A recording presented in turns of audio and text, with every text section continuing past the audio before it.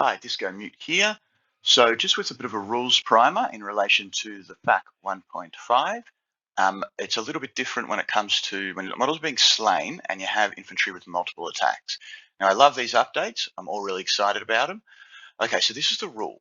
Slain models are considered to have been removed from the ends of the fighting rank. Now, firstly, let's just talk about a bigger ambiguity. Okay, ends within a bracket S.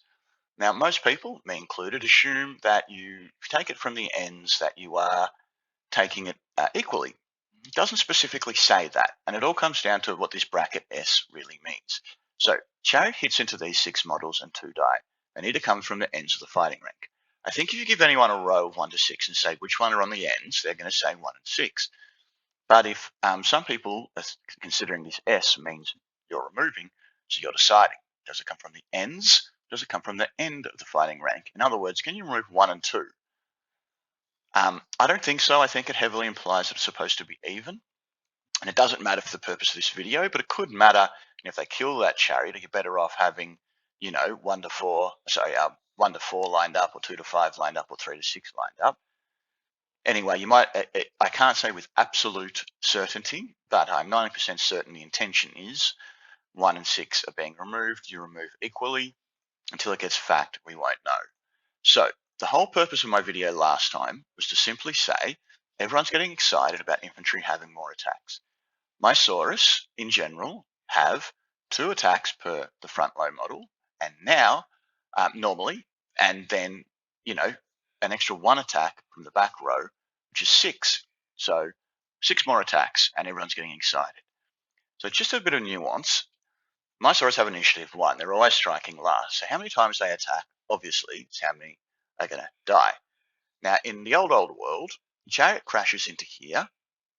I have how many in the fighting rank and how many giving supporting attacks. If your answer is 1 and 2 give supporting attacks, if you think that after the 1.5 update, supporting attacks now extend to 7, 8, 9, 10, 11, 12, you are wrong.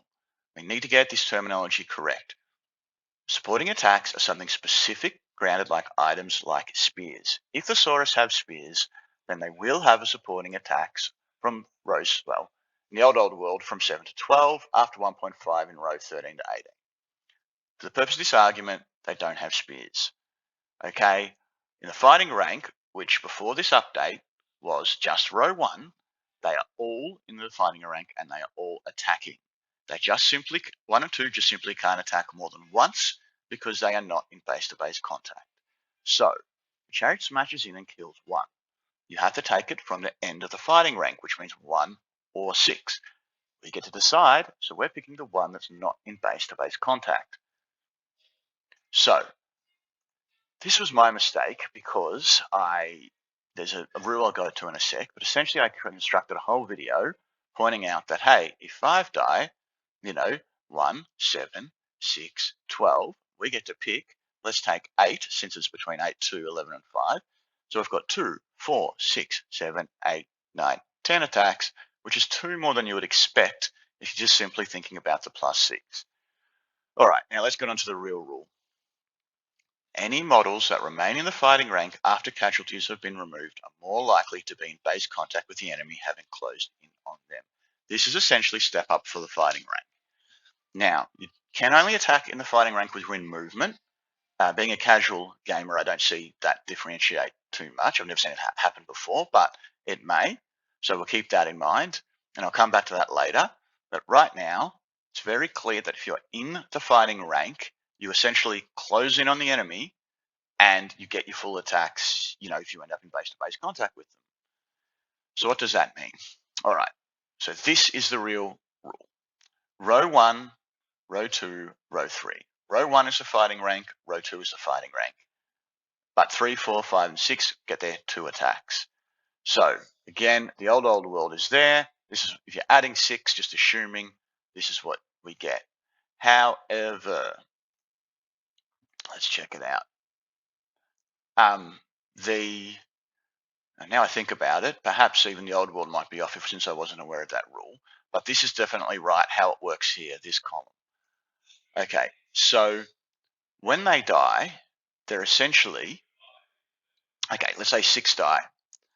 Well, you get Doesn't matter. 6 have died. It doesn't matter which ones die. It doesn't matter at all.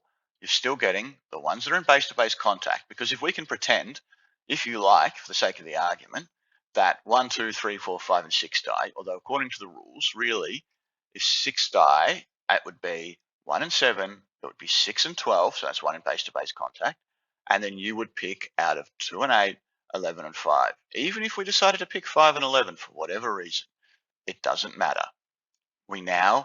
These close in as per that rule, and they're more likely to end up in base-to-base contact.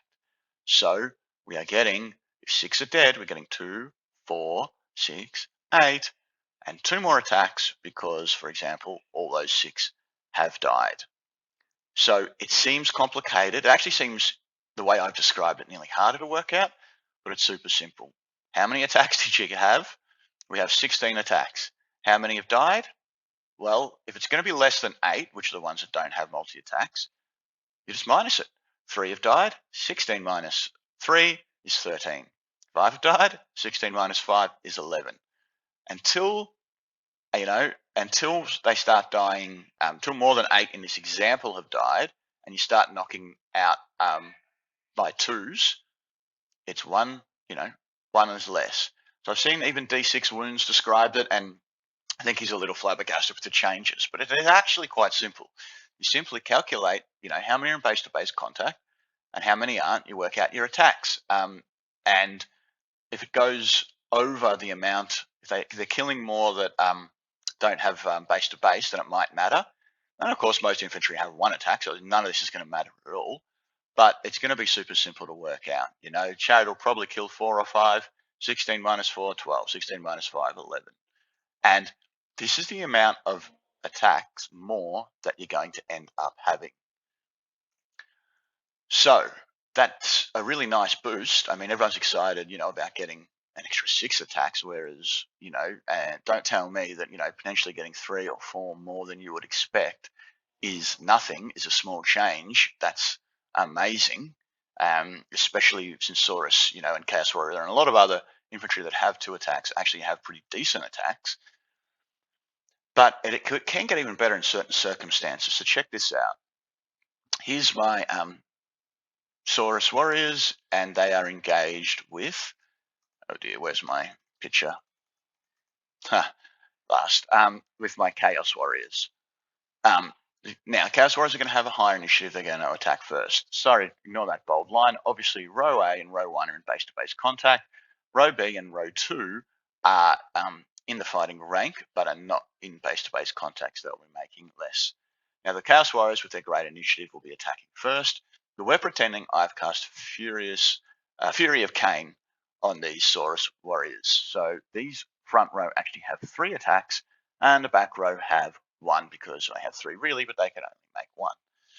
So in the old world, I'd have 18 attacks. In 1.5, I have 24, being an extra attack for the Knights of here. But look at these attacks. I mean, if the Chaos Warriors kill 5 of them, in the old world, I have 3 left. In 1.5, I have 19, being 24 minus 5. I have 19 attacks coming back. Chaos Warriors could probably manage to kill 6 or 7. I've still got like 18 to 15 attacks coming back. And these are the difference, if you understand this rule correctly, of attacks that you are actually getting compared to looking at the old world and simply adding 6 in, which I think a lot of people are expected to do. So this can be a massive buff in the right hands. How will high magic go with its high casting cost? Well, that's another question for another day. Now, trivia time to make sure you've fully understood. Chariot crashes in here. For the sake of the argument, 7 is not within moving distance of it. Okay? So, row 1 and row 2 are the fighting rank. However, 7 can't attack back. So we have 11 models that are in the fighting rank that can attack. How many attacks do we have? 2, 4, 6, 8, 9, 10, 11, 12, 13, 14, 15. Super simple stuff. 1 less than 16, obviously, because we knew it was 16 and 7 can't attack. Oh dear, that chariot just killed 11 of them. There are 11 models in the fighting rank that could attack. How many attacks does the Saurus get back? 0, 1, or 2. I don't think anyone's going to answer 1, but if you answered 0, you are wrong. You need to read the rules. 7 may not be able to actually attack, assuming they attack first because he's not within moving distance. But that doesn't change the whole rule this was about. 7 is still in the fighting rank. So therefore, if 11 die, 7 is considered to have closed in on the chariot and is now occupying the space of 3, 4, 5, and 6 as in base-to-base contact. So the Saurus are still getting 2 attacks back, which is the way the rules are written now. And look, yes, they could be clearer. I mean, I'm loving this old world update, and I want to be really positive about this because it's going to make a massive amount of fun, a difference in fun, not only from infantry being good and more people bringing infantry, but hey, I can bring a Carnosaur and not feel like I'm ruining people's fun when they bring infantry. So, but this is the way the rule is written. And if you understand that, I think you understand this video. Till next time.